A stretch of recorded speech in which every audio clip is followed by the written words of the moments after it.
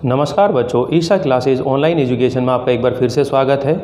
देखिए बच्चों, 10th class RBSE board में हम लोग पद भाग में से 2 चैप्टर पढ़ चुके हैं। यानी कि अब जो नया पाठ्यक्रम आया है संशोधित होकर, उसके अनुसार जो जो चैप्टर आपके हैं उन चैप्टर्स को हम लोग पढ़ रहे हैं। जिसमें पहला जो चैप्टर था वो हम लोग पढ़ चुके हैं, दूसरे नंबर पर जो तुलसीदास जी का चैप्टर पढ़ चुके हैं। लेकिन आगे अगर हम बात करें तो इससे अगला जो चैप्टर है, जैसे सेनापति, कविदेव और कृपाराम खेड़िया, ये तीनों चैप्टर जो है आपके कोर्स से हट गए हैं। इसलिए अब ये छठे चैप्टर को हम लोग पढ़ रहे हैं, जिसका नाम है प्रभो कविता।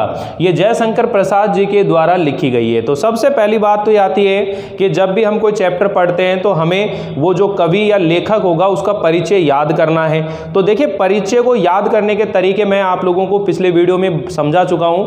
आप जन्म स्थान, जन्म डेट, अगर उसके माता पिता का नाम है तो वो आप ध्यान रख सकते हैं। साथ ही वो हिंदी साहित्य के किस काल का कवि है वो याद रख सकते हैं। ठीक है, उनका निधन कब हुआ, उन्होंने कौन कौन सी रचनाएं लिखी। लेकिन एक चीज जरूर ध्यान रखिएगा बच्चों कि आप लोगों को ये अंतर जरूर करना आना चाहिए कि क्वेश्चन जो है वो जीवन परिचय का पूछा जा रहा है या फिर साहित्यिक परिचय का पूछा जा रहा है। क्योंकि जब जीवन परिचय की बात करेंगे तब तो हम वहां उसके जीवन से संबंधित किसी भी घटना का वर्णन कर सकते हैं, उसके माता पिता के बारे में बता सकते हैं, पत्नी, जो उनके पुत्र पुत्री हैं, या उनके जीवन में जो भी विशेष कोई घटना घटी हो, या जो जो समाचार पत्र उन्होंने संपादन किया है उनका वर्णन कर सकते हैं। किंतु जब साहित्यिक रचनाओं की हम बात करते हैं या साहित्यिक जीवन का परिचय पूछा जाता है तो उसकी जो साहित्यिक रचनाएं होती हैं उनका वर्णन करते हुए हम लोग उसको वर्णित करते हैं कि आखिर ये लेखक या जो कवि था इसने अपने जीवन में साहित्य रचना का आरंभ ऐसे किया था, इनकी प्रमुख रचनाएं ये हैं, इनमें से इस रचना की वजह से इसको प्रसिद्धि मिली,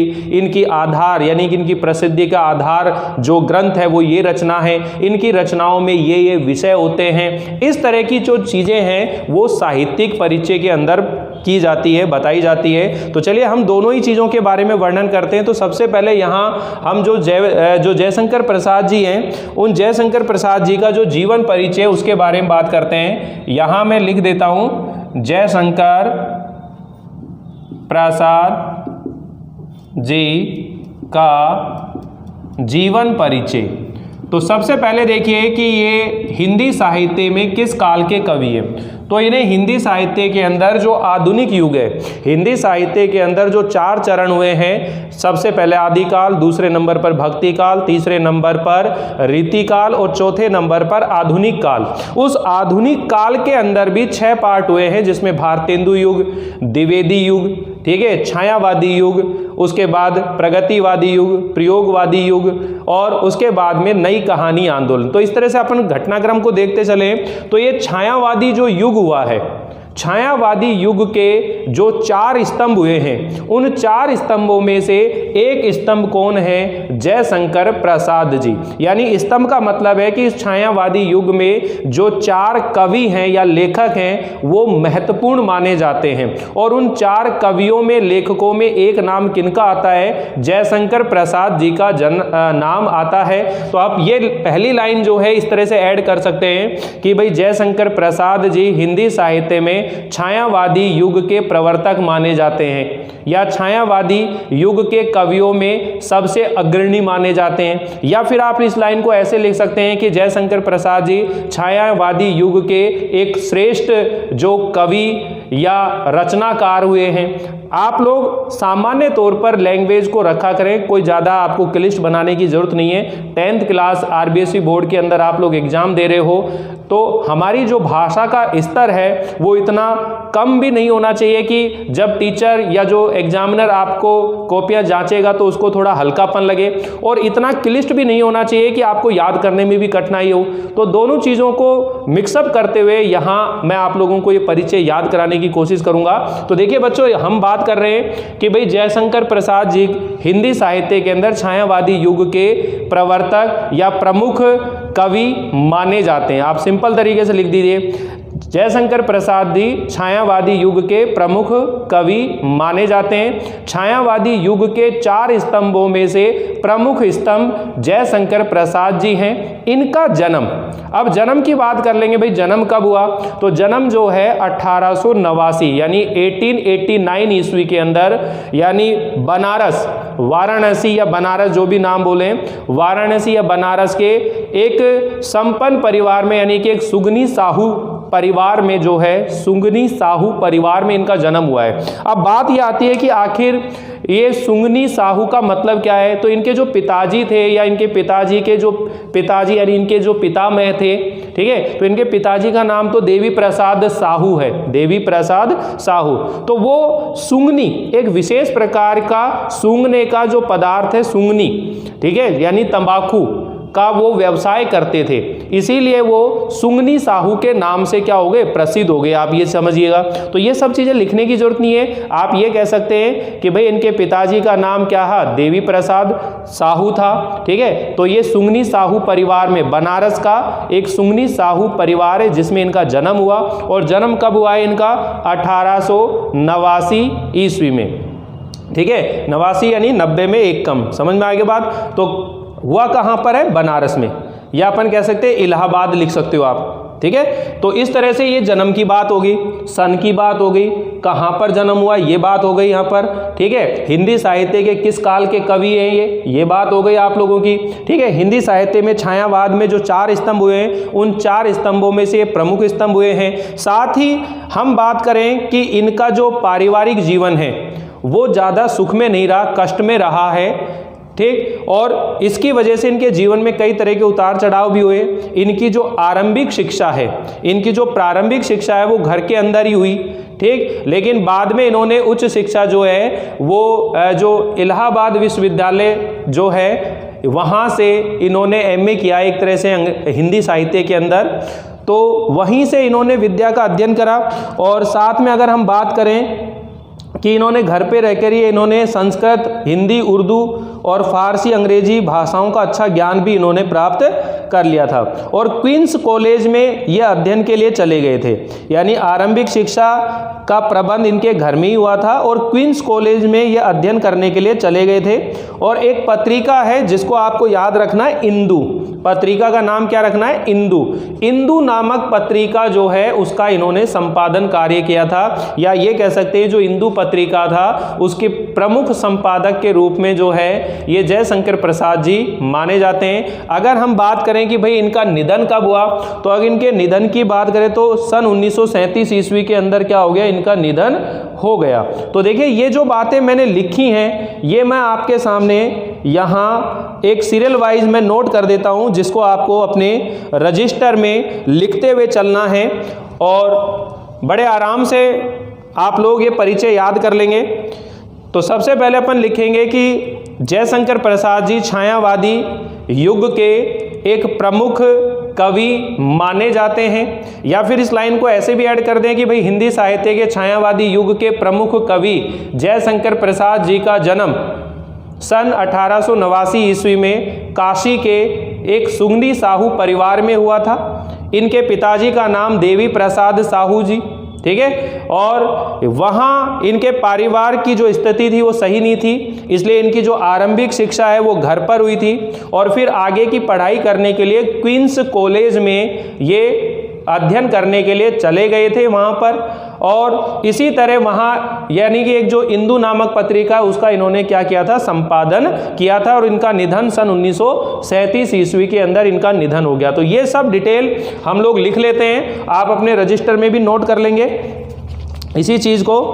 तो मैं यहाँ इस चीज़ को नोट करा देता हूँ। तो सबसे पहले देखिए कि जयशंकर प्रसाद, छायावाद के प्रमुख कवि जयशंकर प्रसाद जी का, तो आप इस तरह से भी नोट कर सकते हैं या फिर जैसे आपकी इच्छा हो उस तरह से कर सकते हैं। हिंदी साहित्य के छायावादी युग के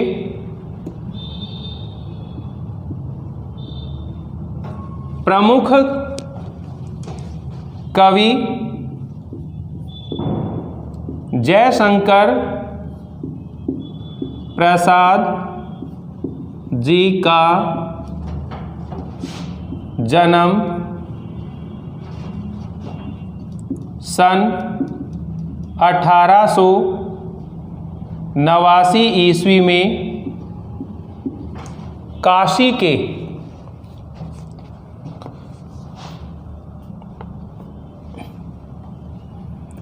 1889 में काशी के सुंगनी साहू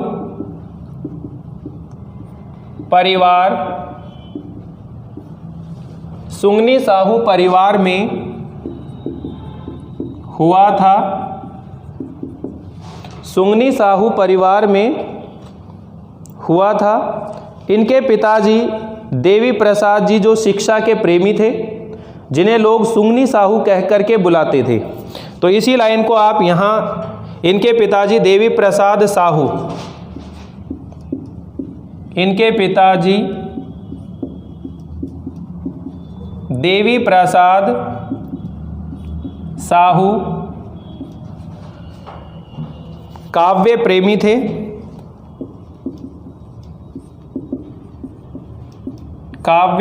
थे। और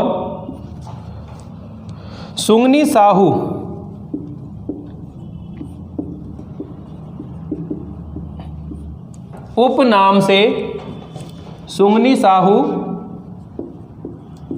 उपनाम से प्रसिद्ध थे।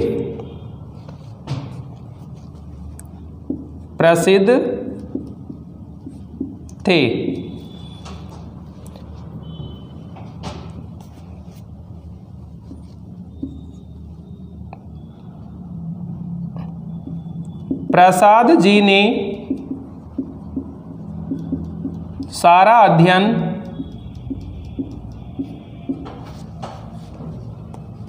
घर पर ही रहकर किया।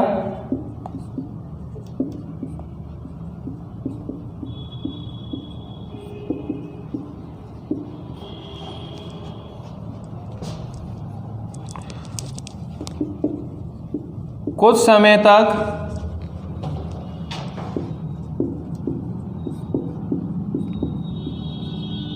क्वींस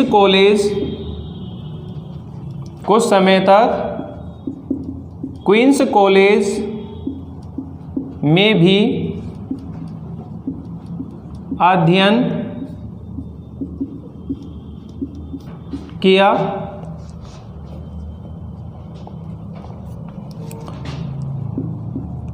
अल्प आयु में ही इन्होंने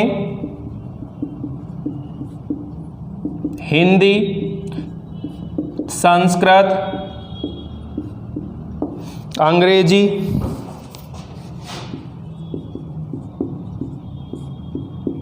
उर्दू, फारसी,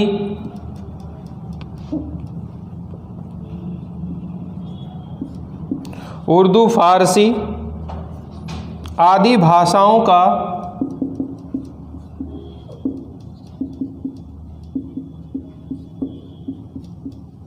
अच्छा ज्ञान प्राप्त कर लिया।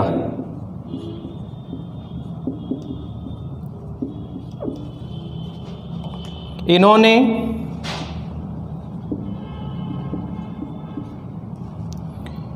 इंदु नामक पत्रिका का संपादन भी किया।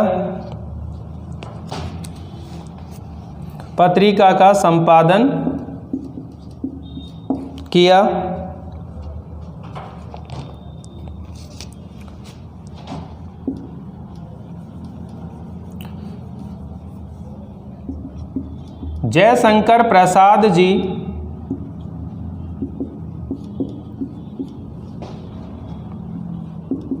छायावादी युग के चार स्तंभों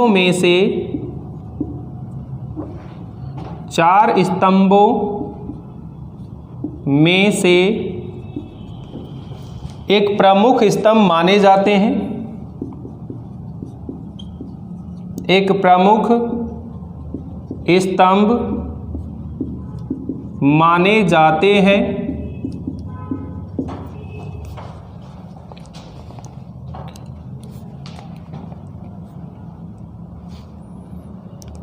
इन्होंने काव्य रचना के साथ साथ काव्य रचना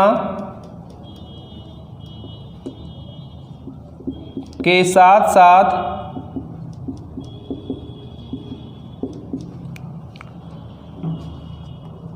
नाटक, कहानी एवं उपन्यास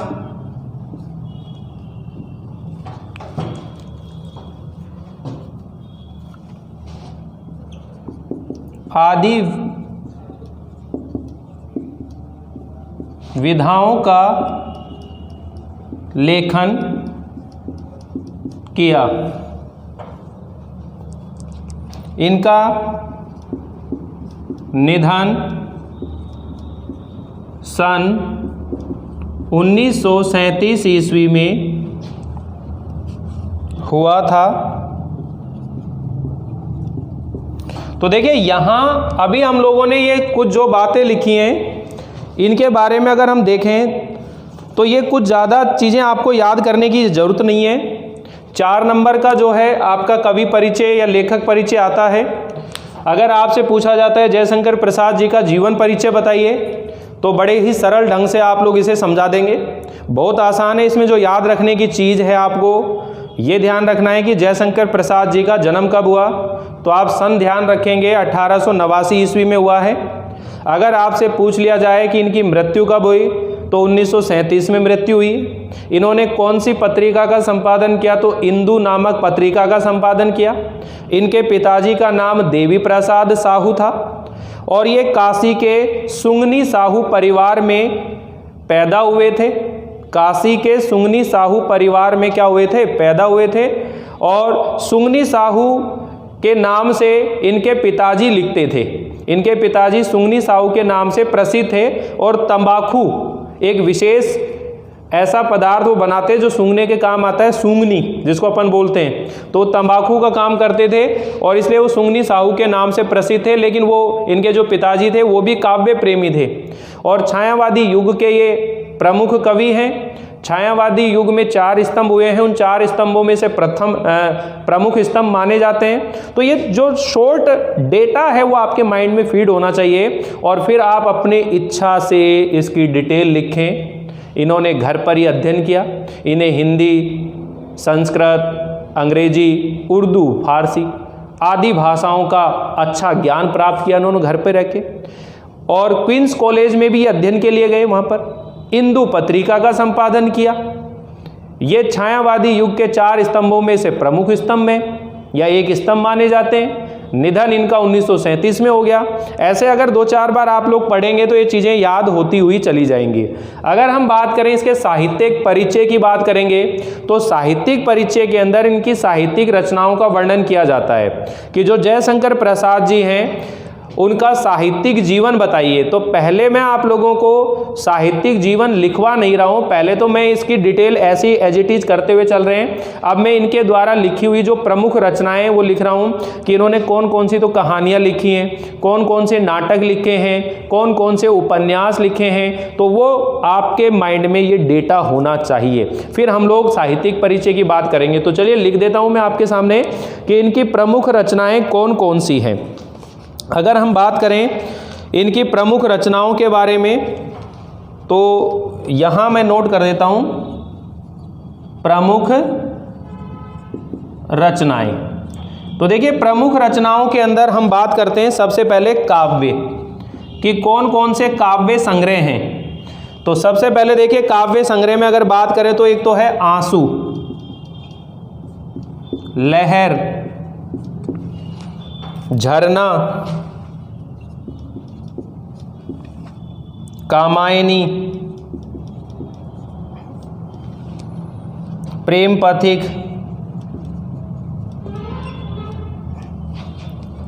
चित्राधारा, चित्राधार हो गया। तो ये तो इनके प्रमुख काव्य संग्रह आंसू, लहर, झरना, कामायनी, प्रेम पथिक, चित्राधार, ठीक। और इसके अलावा अगर हम नाटक की बात करें तो इनका एक बहुत ही फेमस नाटक है ध्रुव स्वामिनी। कौन सा नाटक है ये? ध्रुव स्वामिनी, जिसको मंचन किया जा सकता है मंच के ऊपर भी, ध्रुव स्वामिनी, ठीक। विशाखा, राज्यश्री, अजातशत्रु, स्कंदगुप्त,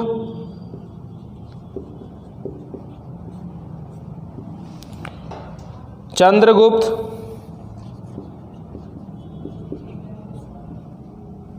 एक घूंट, एक घूंट, ये इनके नाटक हैं, ठीक। अगर हम बात करें इनके उपन्यासों की कि इनके कौन कौन से उपन्यास हैं, तो उपन्यास में ध्यान रखें कंकाल, तितली और इरावती। कंकाल, तितली और इरावती। ये जो इरावती है ये अपूर्ण उपन्यास है, अधूरा है, ये पूर्ण नहीं हुआ है, ठीक। और अगर हम बात करें इनके कहानी संग्रह की, कहानी कौन कौन सी लिखी है प्रमुख तौर पर, तो देखिए आकाशदीप, आकाशदीप, प्रतिध्वनि,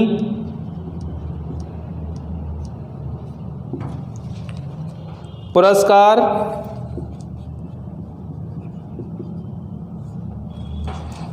गुंडा, आंधी, छाया, इंद्रजाल, ठीक। और अगर इनके निबंधों की बात करें कि इनके प्रमुख कौन कौन से निबंध हुए हैं, तो काव्य कला तथा अन्य निबंध, काव्य कला तथा अन्य निबंध, ठीक। ये इनके प्रमुख निबंध हैं। यहाँ आसानी से ये चीज़ें आप लोग याद करें कि इनके प्रमुख काव्य संग्रह कौन से, आंसू, लहर, झरना, कामायनी, प्रेम पथिक, चित्राधारा। इनके नाटक हैं ध्रुव स्वामिनी, विशाखा, राज्यश्री, अजातशत्रु, स्कंदगुप्त, चंद्रगुप्त, एक घूंट। उपन्यास है कंकाल, तितली, इरावती। और कहानी संग्रह आकाशदीप, प्रतिध्वनि, पुरस्कार, गुंडा, आंधी, छाया, इंद्रजाल। निबंध है काव्य कला तथा अन्य निबंध। तो इस तरह से आप लोग ये रचनाएं जो है अपने माइंड में रखेंगे। अगर हम इसको एक भाषा देना चाहें तो आप ये लिखेंगे, जब साहित्यिक परिचय लिखेंगे, कि जयशंकर प्रसाद जी हिंदी साहित्य में छायावादी युग के प्रमुख कवि माने जाते हैं। छायावादी युग के 4 स्तंभों में से प्रमुख स्तंभ है। इनकी रचनाओं में छायावादी जो शैली है वो प्रमुखता से दिखाई देती है। इनके द्वारा लिखी हुई जो रचनाएं हैं वो इस प्रकार हैं। इन्होंने जो काव्य लिखे हैं, इनके प्रमुख काव्य आंसू, लहर, झरना, कामायनी, प्रेम पथिक, चित्राधार। और अगर इनके नाटकों की बात करें तो ध्रुव स्वामिनी, विशाखा, राज्यश्री, अजातशत्रु, स्कंदगुप्त, चंद्रगुप्त, एक घूंट। ठीक है, इस तरह ये रचनाओं की बात कर सकते हैं। साथ ही ये भी लिख सकते हैं कि जयशंकर प्रसाद जी ने कहानी भी लिखी है, नाटक भी लिखे हैं, उपन्यास भी लिखे हैं, निबंध भी लिखे हैं। यानी जयशंकर प्रसाद जी हिंदी साहित्य में बहुमुखी प्रतिभा के धनी हैं, बहुमुखी प्रतिभा के धनी व्यक्ति थे। इनका रचना क्रम उच्च कोटि का है, उत्कृष्ट है, श्रेष्ठ है और हिंदी साहित्य में इन्होंने अपना एक महत्वपूर्ण योगदान दिया है। इस तरह की जो बातें हैं आप लोगों को थोड़ा सा बनाते हुए और आपको ये जो साहित्यिक परिचय है ये लिखना होता है। समझ बैठ गई बच्चों? अगर वो कहे साहित्यिक या जीवन, या जैसे शॉर्ट में दे दे आपको कि जयशंकर प्रसाद जी का जीवन या साहित्यिक परिचय लिखिए, तो उसमें आपको मिक्स करनी है। लेकिन वो 2 पैराग्राफों में चीज़ आएगी चीज़ें बिल्कुल माइंड में क्लियर कर लीजिए। जब वो साहित्यिक परिचय के बारे में बात करेगा तो आप ये सब चीज़ें लिख करके समय बर्बाद ना करके और सीधे साहित्य के बारे में बात करेंगे, ठीक है। और साहित्य से मतलब होगा, आप ये वाली लाइन ला सकते हैं कि हिंदी साहित्य के छायावादी युग के प्रमुख कवि जयशंकर प्रसाद जी का जन्म ये हुआ था, इनकी साहित्यिक रचनाएं इस प्रकार हैं। तो ये आपको याद करने वाली चीज़ मैं बोर्ड पे लिख रहा हूँ, ठीक है। तो एक बार आप स्क्रीनशॉट ले लीजिए इस चीज़ का, और जैसा मैं आपसे कह रहा हूँ कि आप इसे नोटबुक में नोट करते चलिए, और ये भी कह रहा हूँ कि मैं आपको PDF फॉर्म में हैंड रिटन मेरे द्वारा लिखे हुए ये सारी चीज़ें आप लोगों को मिलेगी, लेकिन थोड़ा सा धैर्य आप लोगों को रखना पड़ेगा। कई स्टूडेंटों के मैसेज आते हैं, सर कब दोगे, कब तक बन जाएंगे, कितने दिन हो गए। तो देखिए, मैं भी आप लोगों के लिए प्रयास कर रहा हूँ और खूब मेहनत कर रहा हूँ ताकि आप लोगों को कुछ अच्छा मिल सके, और कोशिश ये कर रहा हूँ कि वो नोट्स इतने अच्छे ढंग से तैयार हो जाए एक बार, ताकि फिर आप लोगों को किसी और सामग्री की ज़रूरत ही ना पड़े। जो मैं लिख कर दे रहा हूँ उसी चीज़ को आप पढ़ लेंगे तो आपका बेड़ा पार है। बस उसको काम करना कि उसको सीखने की कोशिश करना क्या क्या है। इसीलिए एक बार पूरा विस्तार से आप लोग पढ़िए, और फिर एग्जाम में लिखने के तरीके से मैं आपके ये नोट्स बना रहा हूँ कि किसी उत्तर को कितने ढंग से, किस तरीके से आपको लिखना चाहिए या उसे नोट करना चाहिए, ठीक है। तो एक बार आप स्क्रीनशॉट ले लीजिए, फिर हम लोग आगे लिखते हैं इन चीज़ों को।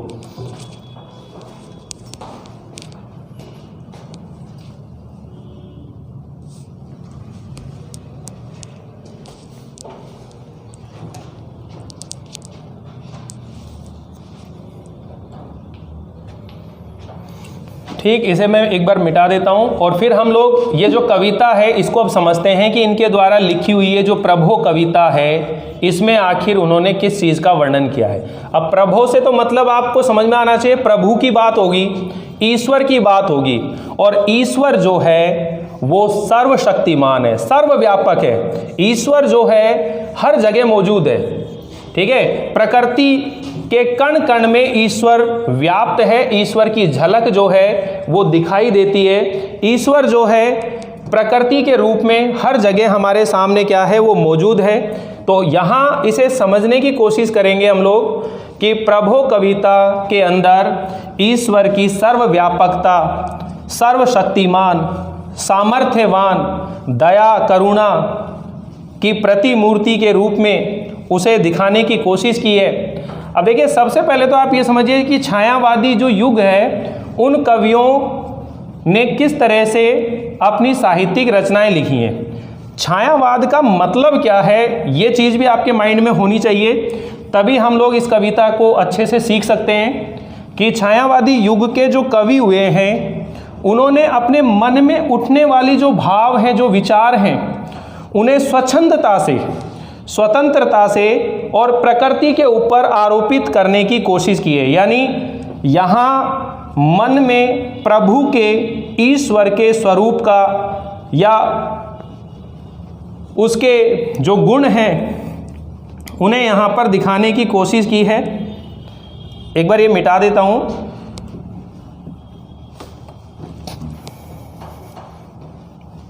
मिटने में भी थोड़ी सी प्रॉब्लम आती है।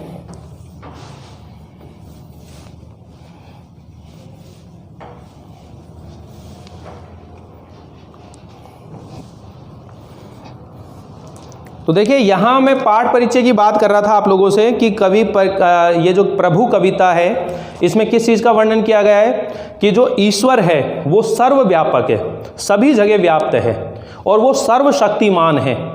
इस कविता में ईश्वर की स्तुति की गई है।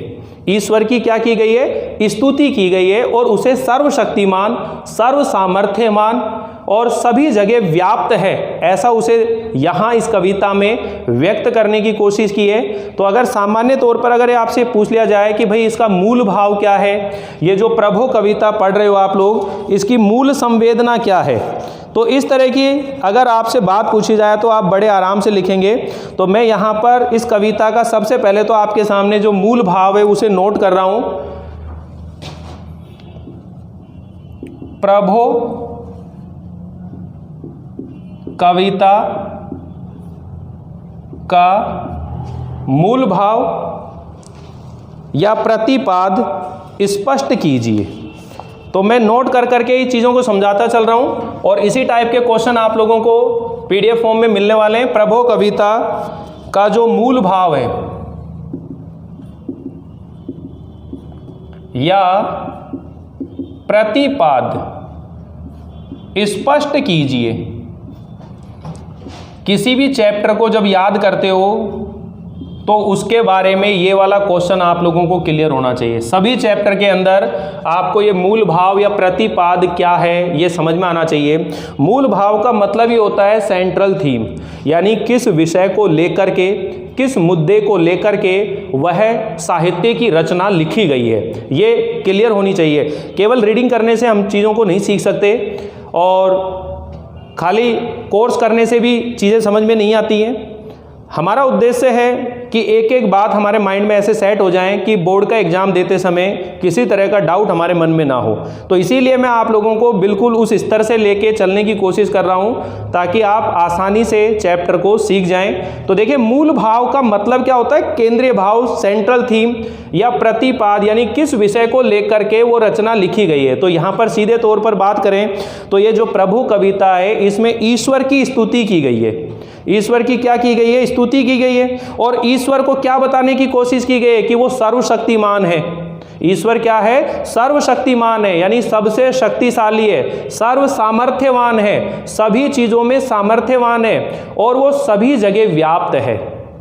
उसकी व्यापकता, ठीक है। ईश्वर को जानने के लिए प्राचीन समय से ही न जाने कितने ऋषि मुनि जो हैं और उस ईश्वर का जो स्वरूप है, उसका जो आकार है, उसे जानने की कोशिश कर रहे हैं। और ईश्वर के स्वरूप और उसे जानने के लिए न जाने कितने ग्रंथ, कितने वेद, कितने पुराण, कितने उपनिषद, जाने कितने धार्मिक ग्रंथ लिख दिए। उन सब के अंदर ईश्वर के स्वरूप का ही तो वर्णन किया गया है। लेकिन ईश्वर तो अनादि है, अनंत है। ये दो वर्ड आपके समझ में आएंगे, अनादि और अनंत। अनादि का मतलब होता है अन आदि, आदि मतलब प्रथम, ठीक है। अन मतलब बिना, यानी कि जिसका ना तो कभी आरंभ हुआ।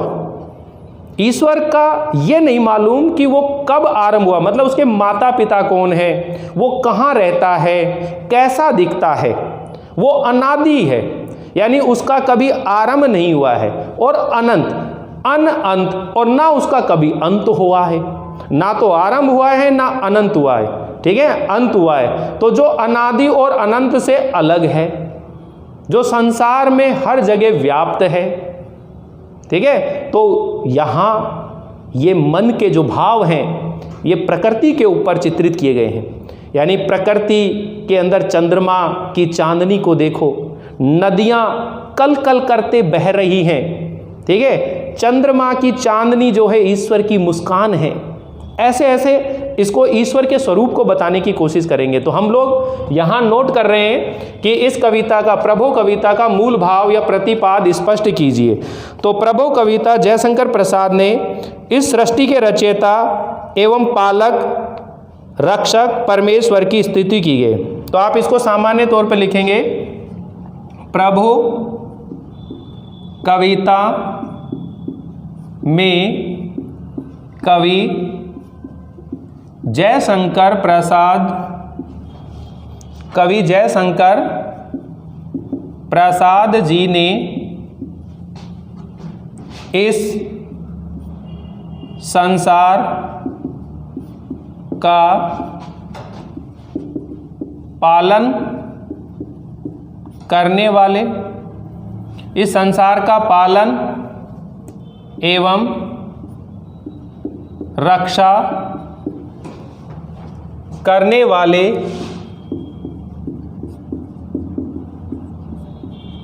ईश्वर की स्तुति की गई है। प्रभो कविता में कवि जयशंकर प्रसाद जी ने इस संसार का पालन एवं रक्षा करने वाले ईश्वर की क्या की गई है? स्तुति की गई है। इस कविता का प्रतिपाद या मूल भाव, इस कविता का प्रतिपाद या मूल भाव यह बताना है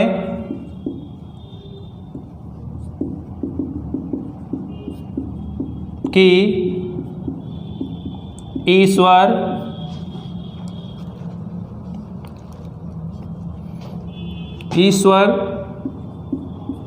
की लीला सर्वव्यापक है। ईश्वर की लीला सर्वव्यापक है। अब देखो, सर्वव्यापक मतलब ईश्वर की लीला सभी जगह व्याप्त है, सभी जगह मौजूद है। ईश्वर अपनी लीला इस संसार के हर जगह, हर कोने में भगवान की लीला चल रही है। तो इस कविता का जो प्रतिपाद है, मूल भाव है, ये बताना है कि ईश्वर की जो लीला है वो सर्वव्यापक है, सभी जगह व्याप्त है। ठीक है, ये सारा संसार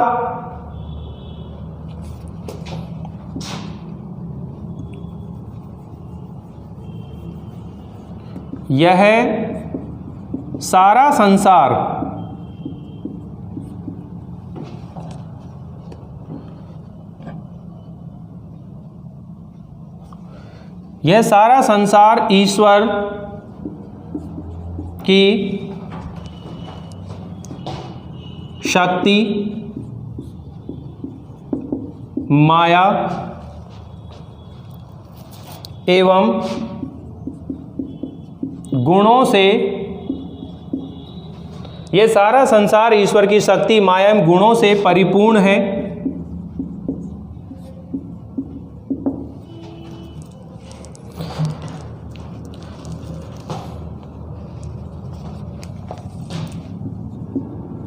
ईश्वर की दया पर ही यह सारी सृष्टि,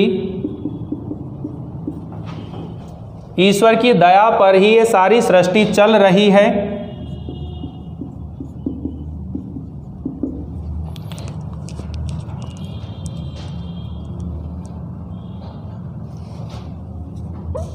और हमारे सारे मनोरथ पूर्ण हो रहे हैं।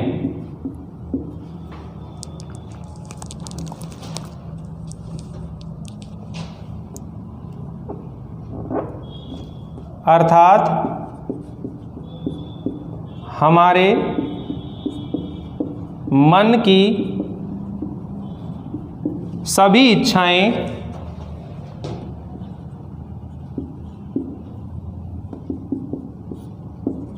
पूर्ण हो रही हैं। अतः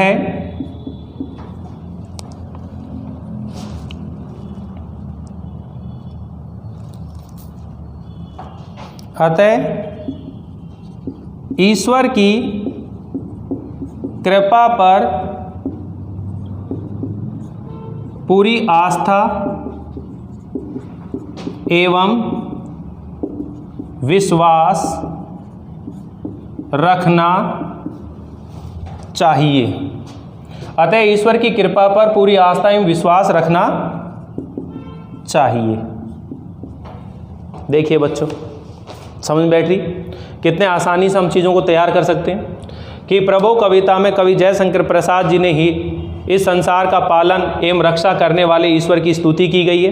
इस कविता का प्रतिपाद या मूल भाव यह बताना है कि ईश्वर की लीला सभी जगह व्याप्त है। ये सारा संसार ईश्वर की शक्ति से, उसकी माया से, उसके गुणों से परिपूर्ण है। ईश्वर की दया पर ये सारी सृष्टि जो है संचालित है, चल रही है और हमारे सारे मनोरथ पूर्ण हो रहे हैं, अर्थात हमारे मन की सभी इच्छाएं पूर्ण हो रही है। इसलिए ईश्वर की कृपा पर पूरी आस्था और विश्वास हमें करना चाहिए। तो देखिए, आज इस चैप्टर में हम लोग केवल कवि परिचय और ये मूल भाव दो चीज़ें ही पढ़ी हैं। नेक्स्ट चैप्टर के अंदर हम इस कविता का हिंदी अनुवाद और उसकी व्याख्या करने का पैटर्न समझेंगे।